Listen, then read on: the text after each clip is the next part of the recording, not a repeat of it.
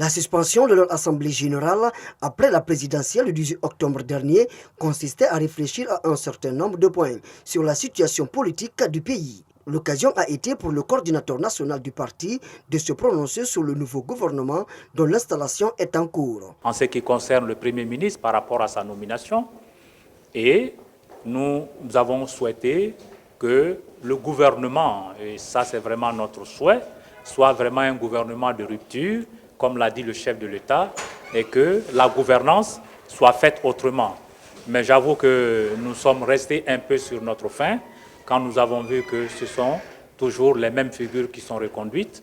Nous pensons qu'on aurait pu faire mieux et nous souhaitons, puisque cette équipe est mise en place, qu'elle s'occupe effectivement et immédiatement des préoccupations les plus essentielles des populations guinéennes et qu'on sorte des considérations politiciennes pour vraiment faire face aux défis du développement qui intéressent les Guinéens et qui vont nous permettre d'avancer. Ousmane Kaba était parmi les personnes pressenties pour la primature, précise Mohamed Kaba. Je précise une chose, nous ne sommes pas en quête d'un pouvoir pour un pouvoir. Si Dr Ousmane Kaba l'avait voulu, il serait depuis longtemps dans le gouvernement puisque des propositions concrètes lui ont été faites dans ce sens.